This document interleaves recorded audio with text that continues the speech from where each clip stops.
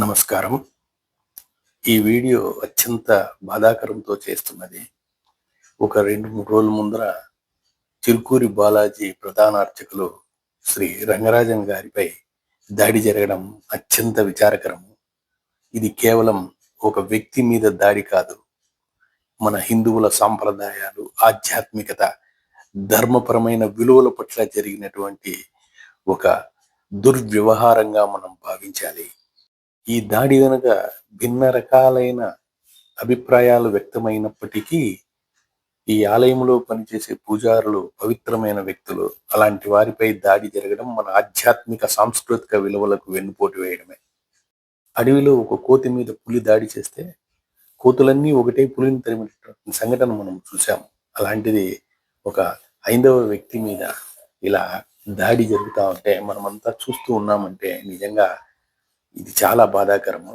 ఆ దుర్మార్గుడు ఎలా దాడి చేశాడు అన్నటువంటిది మీరు కూడా ఒకసారి కళ్ళారా చూడండి.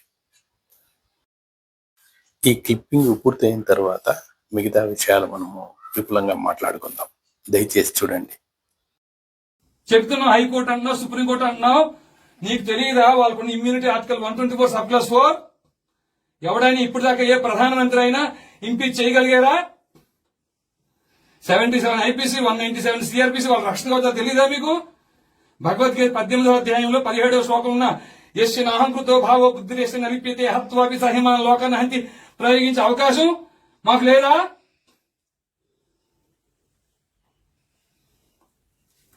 ఏమీ తెలియదండి అయ్యా.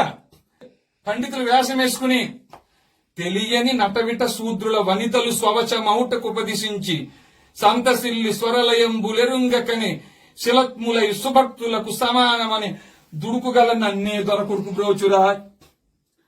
స్వరం తెలియదు. స్వరం తెలుసా? లయ తెలుసా? ఇక్ష్వాకు వంశీయులు ఏ గోత్రాలు ఉన్నారో తెలియదు. క్షాత్రం కలిగిన వారు మీ పరిధిలో ఎంతమంది ఉన్నారో తెలియదు.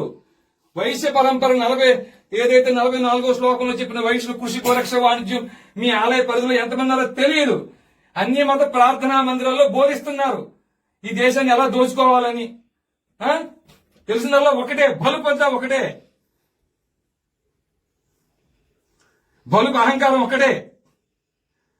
మీ స్వామి ఎప్పుడు దదుర్బాణాలు పట్టుకొచ్చి నీ మాటలు వింటడం ఉన్నావా నువ్వు? ఈ అర్చక పురోహితులు నీ పని ఇది.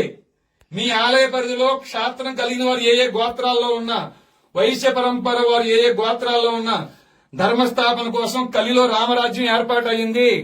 భగవద్గీత 4వ అధ్యాయం 7-8 శ్లోకాల ప్రకారంగా. అయ్యా వీళ్ళు అనుకుంటున్నారు ఏమిటి?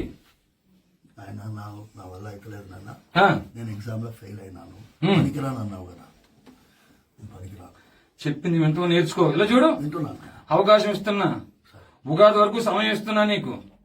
రామరాజ్ ఉన్నంతా పక్కన పెట్టు, రామరాజ్య స్థాపన కోసం పనిచేయి.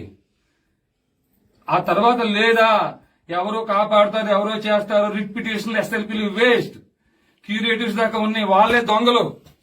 ఏ న్యాయమూర్తులైతే అన్బ్రైడల్డ్ పవర్స్ తో ఆర్టికల్ 124(4) అని ఇమ్యూనిటీతో, 77 ఐపీసీతో, జడ్జెస్ ప్రొటెక్షన్ యాక్ట్ తో ఇట్లాంటి రక్షణ కవచాలు పెట్టుకుని విర్రవీగుతున్నారా? రక్షణ కవచాలు బ్రేక్ చేయడం కోసం వచ్చేవాడి అయ్యా మేము కూడా. అయ్యా వింటున్నారా? మేము వచ్చిందే న్యాయ వ్యవస్థ తోలు తీయడం కోసం.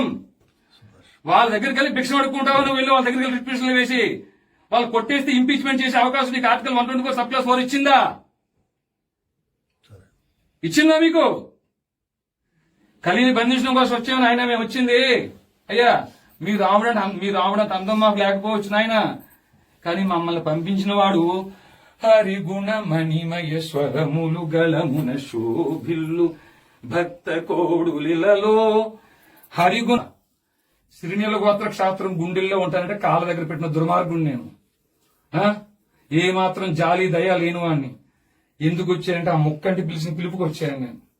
వీళ్ళలో ఒక్కరు కూడా వారి అన్నం కోసం, కుటుంబం కోసం రాలే, ధర్మం కోసం, ప్రాణం ఇవ్వడం కోసం వచ్చారు. ఆ తల్లి ఇంట్లో చెప్పి వస్తా నేను తిరిగి రాకపోతే మీరు నా కోసం బెంగ పెట్టుకోవద్దు అని చెప్పి వచ్చారు.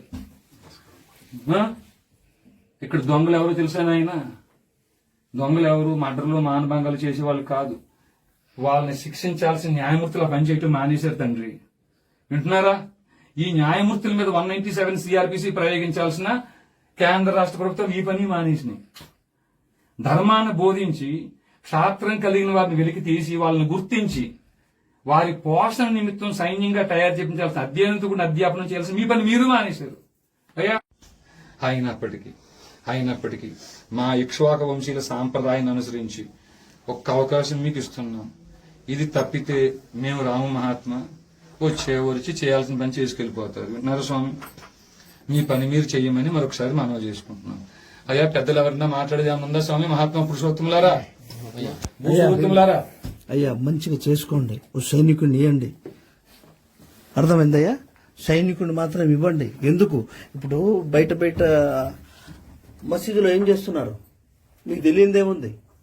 మసీదులో ఏం చేస్తున్నారా లేదా? ఆవులను కాపాడితే నన్ను 4 రోజులు జైల్లో పెట్టిరు. రంగరాజన్ గారు మొన్ననే ప్రయాగరాజ్కి వెళ్ళి కుంభమేళాలో పాల్గొని వచ్చారు. వచ్చి రాగానే ఈ దుర్ఘటన జరగడం మహాపాపము. వీరు చిలుకూరి బాలాజీ టెంపుల్ కి వంశపారంపర పూజారులు. వీళ్ళ నాన్నగారు సౌందరరాజన్ గారు, ఆయన ఉస్మానియా యూనివర్సిటీలో రిజిస్ట్రార్ గా పనిచేసి రిటైర్ అయ్యి ఉత్తమ ఉపాధ్యాయుడు అవార్డు పొందిన ఒక గొప్ప మనిషి. ఆయన ఎంకామ్ ఎల్ఎల్బి ఆ తర్వాత డాక్టరేట్ కూడా చేసినటువంటి ఒక గొప్ప వ్యక్తి. అలాంటి అతని కడుపులో పుట్టినటువంటి ఇతను ఏం తక్కువైనడు కాదు. బిఈ చదివినాడు ఆ రోజుల్లోనే. ఈ చిరుకూరి బాలాజీ ఆలయము హైదరాబాదు శివార్లలో ఉంటుంది. ఎక్కువ భక్తుల హడావిడి కూడా. అయితే ఇక్కడ ఒక ప్రత్యేకత ఏమంటే ఇక్కడ విఐపి బ్రేకులు కానీ, టికెట్ల మీద ప్రత్యేక దర్శనాలు కానీ, చిన్న పెద్ద ఉన్నవాళ్ళు లేని వాళ్ళు అనే భేదం ఏమీ ఉండదు. ఎవరు వచ్చినా కూడా వరుస క్రమంలో దైవ దర్శనం చేసుకునేటటువంటి ఒక పవిత్రమైన గుడి. అందుకే చాలా మందికి ఈ బాలాజీ గుడి అంటే చాలా ఇష్టము. అలాంటి గుడిలో ఉన్నటువంటి మన ఈ పూజారి మీద దాడి జరగడం నిజంగా చాలా బాధాకరం. ఈ రంగరాజన్ గారు బ్యాచులర్ ఆఫ్ ఇంజనీరింగ్ చేసిన తర్వాత, ఈ బయోమెడికల్ మీద చేసిన తర్వాత చెన్నైలో ఒక ప్రైవేట్ కంపెనీలో ఉద్యోగం చేసినారు. ఇక గుడికి దూరం అవుతా ఉన్నామనే బాధ పీడిస్తా ఉంటే, లేదు నేను ఉండబట్టలేను, నేను హైదరాబాద్ వెళ్ళిపోతాము అంటే, హైదరాబాద్ లో ఆ కంపెనీ వాళ్ళు ప్రత్యేకంగా ఈయన కోసమే ఒక ప్రాంతీయ కార్యాలయం తెచ్చినారు. అంతటి గొప్ప వ్యక్తి. ఆ రోజుల్లోనే 1999లో సంవత్సరానికి 10 లక్షల రూపాయల జీతం ఆయన. అలాంటి ఒక గొప్ప వ్యక్తి ఈయన చేసే మునివాహన సేవ గురించి మనము చెప్పాల్సిందే. ఏమి అంటే, ఇక్కడ ఒకసారి శ్రీరంగం దేవాలయంలో ఒక దళితుడు స్వామి దర్శనం కోసము అల్లాడుతూ ఉంటాడు. అతడి ప్రవేశం దొరకకపోతే ప్రధాన అర్చకుడు అతన్ని గులకరాయితో కొడతాడంట. గుళ్ళేకి వెళ్ళి చూస్తే స్వామి విగ్రహంలో నుదుటి నుంచి రక్తం ప్రవహిస్తా ఉందంట. దాంతో పూజారికి జ్ఞానోదయమై ఆ దళితుడిని తన భుజాల మీద ఎత్తుకుని దేవాలయంలో తీసుకెళ్లి స్వామి దర్శనం చేయించి ప్రాయశ్చితం చేసుకుంటాడు. ఇలా భుజాల మీద ఎత్తుకొని దళితుల చేత దేవాలయ ప్రవేశం చేయించేదాన్ని మునివాహన సేవ అని అంటారు. వాళ్ళెవరో ఒకసారి ఒక సభ్యుడు, ఏమండి రంగరాజన్ గారు మీరు ఇలా మునివాహన సేవ చేస్తారా అంటే, ఆయన ఒక్క క్షణం కూడా ఆలోచించలేదంట. ఒకరోజు ఇదే విధంగా మహబూబ్ నగర్ కు చెందినటువంటి ఆదిత్య అనే ఒక హరిజన భక్తుడు గుళ్ళేకి వస్తే ఆయన్ను ఎత్తుకునేసి ఈ విధంగా మునివాహన సేవ చేసినటువంటి ఒక గొప్ప ఆధ్యాత్మిక సాహితీవేత్త ఇతను. ఇలాంటి ఓ గొప్ప వ్యక్తి మీద ఈ రామరాజ్యం అనే సంస్థను స్థాపించిన ఈ వీరరాఘవరెడ్డి అనే అతను, ఇది రామరాజ్యమా దొంగ రాజ్యమా ఏం రాజ్యమో ఆయన విధి విధానాలేమో తెలియదు. ఇలాంటి ఒక గొప్ప వ్యక్తి మీద దాడి చేయడం నిజంగా అమానుషకరం. సపోజు రంగరాజన్ గారు ఏదైనా తప్పులు చేసినారని అనుకుందాం, సపోజ్ చేస్తే కూడా అలాంటి మనిషిని తన కాళ్ళ దగ్గర కూర్చోబెట్టి అంత హీనంగా ఆయన దగ్గర ఒక దొంగను, ఒక ఈ పోలీసు వాళ్ళు కూడా అంత హీనంగా విచారించరేమో. అంత మహానుభావుని ఆ విధంగా నేల మీద కూర్చోబెట్టి ఇతను చేసినటువంటి ఆ దుర్మార్గమైన చర్యను నాకు మాటలు రావడం లేదు దాన్ని వర్ణించేదాన్ని కూడా. చాలా బాధగా ఉంది.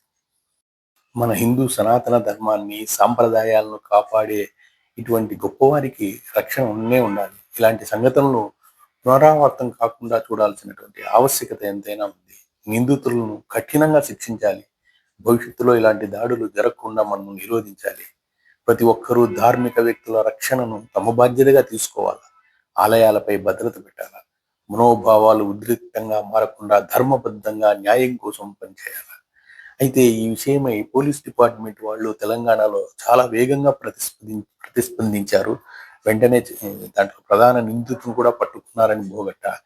ముఖ్యమంత్రి రేవంత్ రెడ్డి గారు కూడా పర్సనల్ గా ఫోన్ లో మాట్లాడి, ఏమండి స్వామివారు ఇలా జరిగిందే, వెంటనే నాకు ఫోన్ చేసి చెప్పొచ్చు కదా అని కూడా ఆరా తీశారు. అంతటి గొప్ప వ్యక్తి మీద దాడి జరగడము, ఈ ఘటనపై ప్రజలు, ప్రభుత్వము, మత పెద్దలు, పోలీసు యువత అందరూ గట్టిగా స్పందించి న్యాయం జరిగేలా చూడాలి. పూజారుల మనోభావ బలాన్ని మనం పెంచాలి. అందరిలో అలాంటి వారిలో మనము ఉండాలి. జై శ్రీరామ్.